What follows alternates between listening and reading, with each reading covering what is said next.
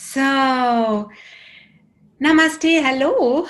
Hello. Hi, we have a beautiful interview right now today. My name is Bharati. For those who don't know me, I'm living here in Germany in the Black Forest.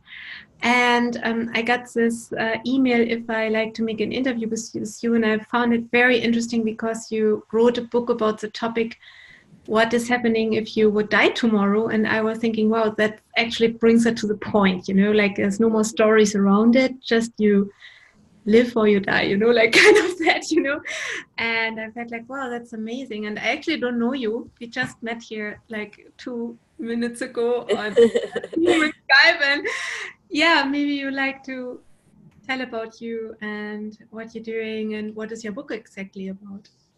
Yes, thank you, Bharati. It's a pleasure to meet you. And we don't know each other very well now, but I hope we will be friends at the end. Oh, great.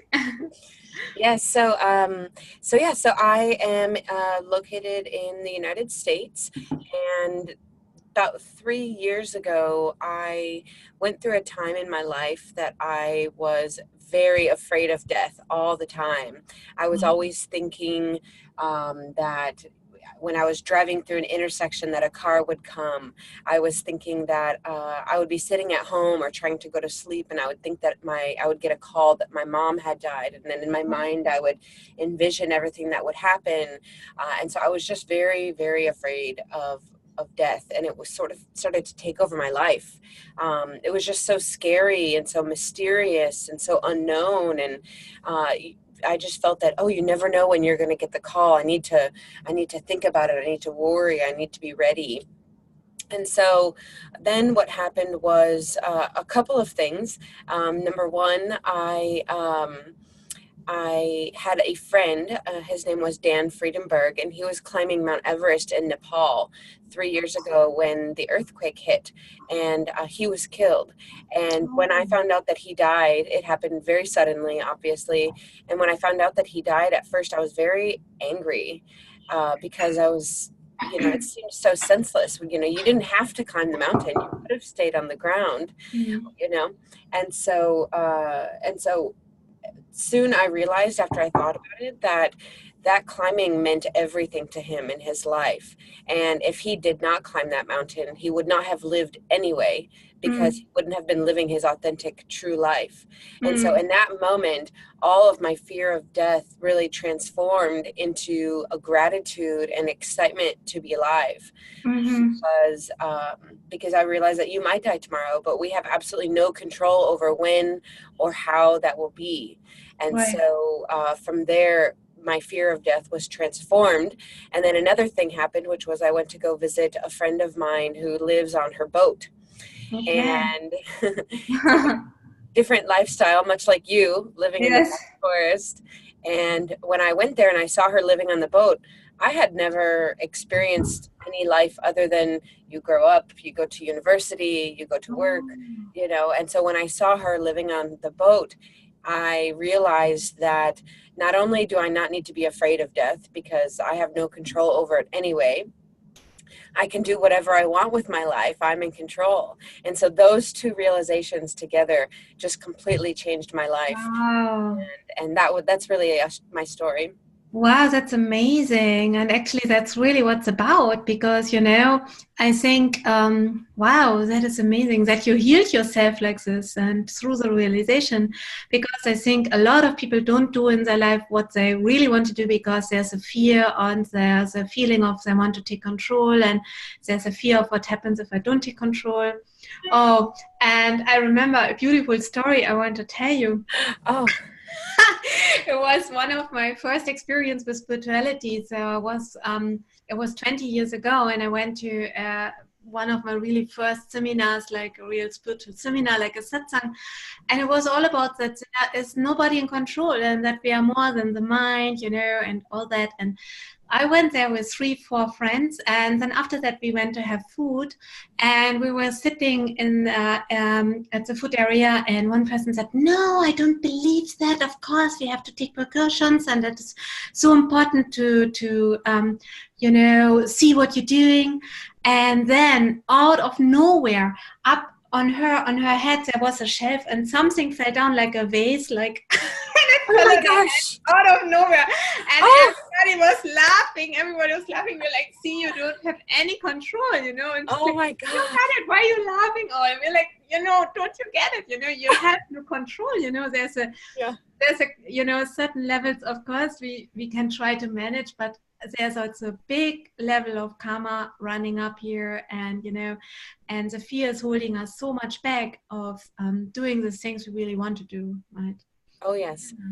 Wow, what a beautiful story. I mean, the moment, right? Yes, bing. Oh my gosh. Oh, Yeah, yes. And I think, thinking about death is a good reminder of Annika, right? Like everything passes, everything changes, and it's about, I think so often in life we want to have control over everything that happens. What color shirt we wear, what we're eating for lunch, how many calories we're eating, what time we right. do this, what time we do that. But really, when we let go to experience life and to accept our life, and to accept death, that's really where we can experience a lot of beauty. Right, right. That's true. Unfortunately, in my personal life, I have a lot of people right now who are sick with cancer or died. Mm, You know, like a babysitter of mine. Many people like where I really feel they're very close, and there is, you know, always the feeling I get when I hear something like this, like, oh wow, what do I really want to do? And you know what I really want to do out of life. And so I love the idea that it's always be free. Like, you know, when you think that, when you talk to somebody who has not much time left, or they like kind of have a diagnosis, to be so thankful to be healthy, or even if you're sick, you know, okay, then the body's sick, but who says that you stay with that only for a year? Maybe you live with it 10 years and maybe mhm, you die mhm. not on cancer, maybe a truck hits you, or I don't know, you Yes. know. So, you know, like, and you don't know, you know, life is so strange sometimes. And like always resetting and thinking, okay, what do I want to do out of life? So what is that in your book about? What is that also the kind of lesson what you write? It's that like have kind of, um, please think about what you want to create, or is that about that? Oh, yes, absolutely. I think that kind of the thesis of my book is that thinking about our death reminds us to live. Yes. It's sort of contradictory, right? One would think, oh, thinking about death is so morbid, it's so sad. But really, if you really open yourself up to thinking about the reality that we will die and we don't know when, it's very freeing. It's Right. very, very freeing. And so my book is about, inviting death into your life. And that doesn't mean that we're not afraid of death. I think there's Mm-hmm. always a fear of death present. Yes. But it's about inviting death into your life so that you can be free to live, Right. and that you can be free to have the perspective in your life that to make the decisions that are right for you and to find meaning in your life. That's so great. And one of the main aspects of my book is called the deathbed meditation. So, Oh. the deathbed meditation is two things. Number one, it's a guided meditation that I lead. It's about 30 minutes long, and then we do a discussion after. And in the guided meditation, you're safely taken through a visualization of yourself on your deathbed. And then you're given the opportunity to look back over your life. And Perfect. very, very beautiful. And so that's the long version. But the short version is something that we can do in our everyday life, which is what I call the deathbed gut check. And so often we're faced with decisions in our life. And myself, what I do a lot of times is I get what decision paralysis, where I'm like, oh, I don't know if I should do this. I don't know if I should do this. So I do nothing. Okay. Okay. And Okay. so the deathbed meditation or the deathbed gut check is when you're faced with a decision and you don't know what to do. You take 1 second and you close your eyes and you think about what you're feeling in your gut, about if you were on your deathbed looking back, how would you feel if you did option A? You think Hmm. about that and you feel it. And how would you feel if you did option B, if you were Cool. looking back on this when you were dying?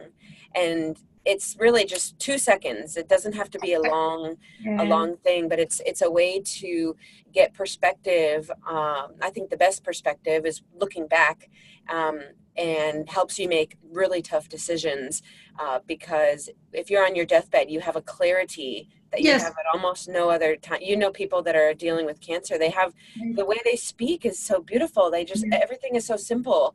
Yes. Love and life and everything. They Mhm. know what's important.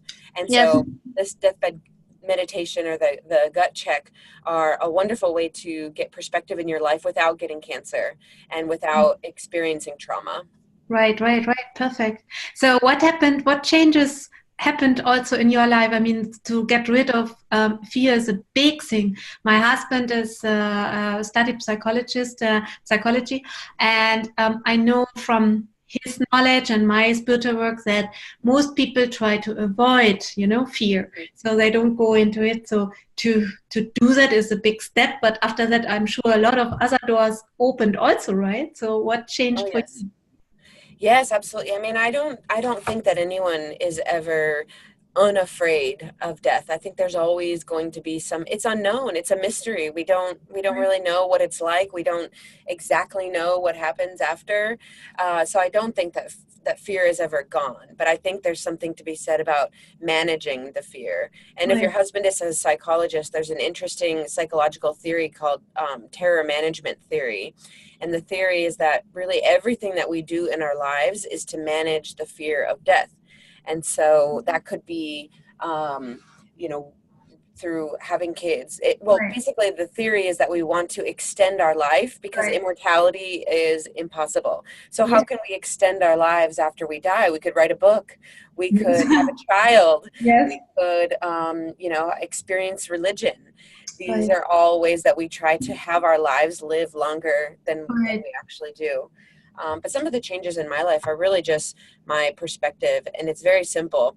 Now my priorities are having fun every single day, enjoying my life, and sharing my light with others, so helping people and prioritizing love. And so I used to be a more closed off person.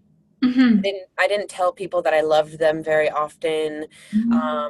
I wouldn't prioritize spending time with my family, and I certainly wouldn't follow my dreams. And after I had this realization that life is so precious, and we're in control of how we spend our time here. I had an office job at the time. I left that job and I went on a spiritual journey for 2 years, traveling around the world, doing all kinds of meditation retreats in India and Bali and Japan and Wow. uh, Thailand. And then I started writing this book, and I created this, these stickers and the blog called You Might Die Tomorrow, to help people really just get that message Cool. very quickly. Yeah. And so now I tell people that I love them. I don't hesitate, and Wow. I try to spend my time, if I have the choice of being alone or being with my family, unless I need that alone time, because sometimes you do. I think it's so important to say, just yesterday my parents live about 45 minutes away, and I hadn't seen them in about 6 weeks, and they said, please come visit, please come visit. And I was like, oh, I don't want to drive 45 minutes. I'm feeling very lazy. But then I was like, you know what? What if, one of them passes away in a couple of days? How much will I Yeah. regret not Right. driving just a simple 45 minutes? And so I got in the car and I drove up, and we had a wonderful afternoon having lunch. Wow. And so just little things like these, That's am I now dedicating my life to charity? Not yet, maybe one day. But I'm just saying that to say that you don't need to. Changing the world starts with very small actions, yes. actions of love. And Yeah. so really just start where you are. Right. Right. That's so beautiful. That's amazing. So, what else can I ask? Because I think that's actually complete the knowledge on the bottom. There are so many teachings and so much is around, and how to open the art and this. But to put the question of you might die tomorrow, just puts it. It's just like okay. And it's a similar work like I do. I have a darkness retreat center, so people go in complete darkness for sometimes even 49 days. There was Wow. nothing You know, they cannot shower in the light. You know, there is no light, and most people stay between 7 and 14 days. But it's a little death. You know, it's a little death because the as longer you stay, if you stay 21 days, if you stay 49 days, it's a you feel what is important, what's not important, and what is your dramas. And also in my retreats I had a realization, who are my real friends, you know, and who I'm pleasing, you know, and all these games around. And I think also, you know, one important thing is like we are not the body. That is something, it's a very high spiritual next level to experience, but at the end many people experience that in the darkness, that they start to see their hands, they start to see, and they're like, wow, who is seeing? Because my physical eyes, there's no light, so what is seeing? Who I am really, you know, what is my soul? I have the strong belief, but it's not belief, it's a knowing of my experience of the work I'm doing, that we are a soul, you know, with a physical body who has that physical experience here, which is really weird, actually. Many times when I speak, like illusion trapped with a lot of attachments and food and water and I don't know what, and Oh, yes. you know, and stories and attachments, and I think for many people it will be a big shock when they realize when they die, oh my gosh, I'm still here.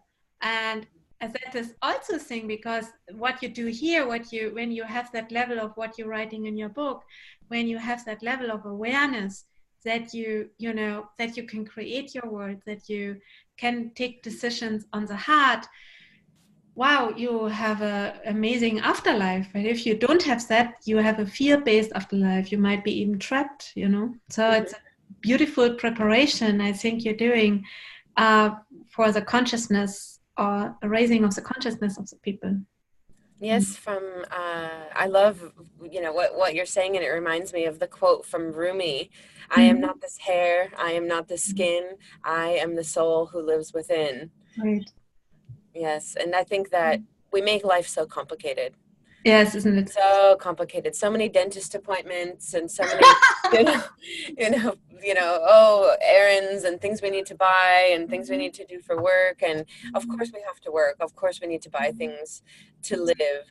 But really, it's very simple. And if we're not enjoying ourselves, then why?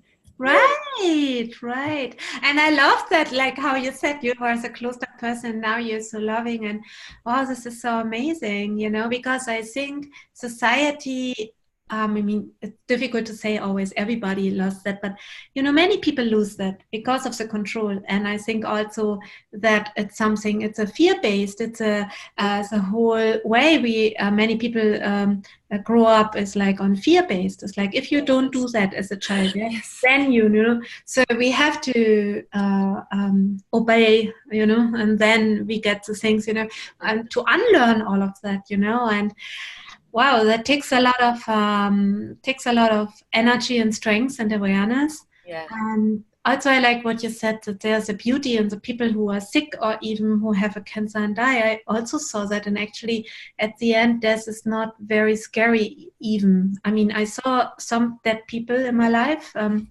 My grandma, I saw my grandma Hmm. when she died, and also after that, and she looked so peaceful. We put her on a bed, and also my father, and there he looked so peaceful. Is there something free, yeah. Yeah. When my father died, the last words was, everything is well, everything is good. Wow. Yeah. Oh my You know, God. he somehow he had that way of making peace, and I felt like, oh my gosh, I wished he had found that peace earlier in life. And that is what you're doing, that work where many people get that consciousness when they die, because they see the light, they see the unconditional love, they feel it for a moment, you know, they go into that other world. But we can get it in this life, Yes. right? Yes. Without sickness, without, Yes. yes, it's just, I think, you know, we took one of my favorite sayings is that perspective is really just a hell of a drug. It's really Yes. like a drug. I mean, to me, it's the most important and valuable, like, way that we can look at life in a new way. Yes, beautiful. So, are you doing programs, and also do you want to do like seminars or teachings on that or something? Yes, so I do the deathbed meditation Mm-hmm. by request, typically in private locations, sometimes in yoga studios. So I do the live deathbed meditation where it's the hour-long experience with the 30 minutes meditation and then the 30 minutes discussion and heart sharing. And I have the You Might Die Tomorrow book, as I am also working on a children's book. And Oh. the children's book is I don't have a title yet, but the idea is that it will expose children to careers and lifestyles that they might not have considered. And this goes back to when I visited my friend on the boat. I was 30 years old, and it never occurred to me that I could live on a boat. Like Wow. I never thought, but think of all the wonderful careers that Yeah. people that children don't consider when they're young. Like Right. you, Barathi, a spiritual teacher. You could Yes. live on a boat. You can live in another country. You Yes. can, I mean, at least in the United States, it's, doctor, teacher. There's like five role jobs that every kid Right. knows about. But what about the thousands of other wonderful non-traditional opportunities that are in Right. our world? So Right. that's my new project is a children's book. Oh, that's so great. Let's talk again when that is ready, Oh because I have yes. two children. Oh, you do? Yes, I Yeah, knew that. I have two children, and my girl, she is 4, and she said, "Oh, when I'm big, I want to be a fire fireman woman." Oh, well, that's fantastic. Yeah, and a midwife and a darkness retreat consultant. Oh my gosh. So I think she will Wow, like, she has a lot of love inside of her. yes. She She does. will take care. So that's great. Yeah, that's a really Beautiful. good idea. Beautiful. Super. I one thing I want to share, I just remember one friend of mine many years ago, she went to a trip in the Sahara, Hmm. and they made like a ritual to build their own grave. Oh my And gosh, yeah, wow. and I'm just thinking maybe that would be fitting to you, to kind of making retreats in the future something, because she told me that was the most changing experience, because she never thought about the one thing was in the head, but to really actually do it, and to lay down, and to also lay inside, and to just close the eyes and feel, okay, what old energy, what fear I want to just bury, and what I want to let go, and what if I really die, to really feel into it like a half an hour. Hmm. Hmm. Wow. And then they made a ritual of being reborn, and I think that's a beautiful thing for the consciousness. And also, the many people, I think, try to work for later, like, Yes. oh, if I have enough money, or if I have a car, or if I do the holiday, then I'm happy. But to really see, in the now, and to have that experience, like as you said, it can happen any moment. Hmm. Like, what do you, or if you would know today is your last day, what you would Yeah. do. Wow. Hmm. Yeah. Yeah, Yeah, and she that wow, changed. that's She told me she changed a lot after that experience. oh, Yeah. she did. Hmm. Wow, but I mean how powerful. Hmm.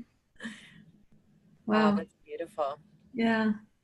I'll have to look that up. It was in the Yeah. Sahara. Huh? In the So you're Sahara, yeah. digging sand in the Sahara. Yes. It's many years back, and she said it was a real initiation into creating her life she wanted. Just comes Wow, in. and I mean, I'm starting to just think about the parallels between your darkness retreats Mhm. and just like you said, experiencing that little death and being in Yes. darkness and Yes. not having all of the sensory uh, distractions Right. that we have.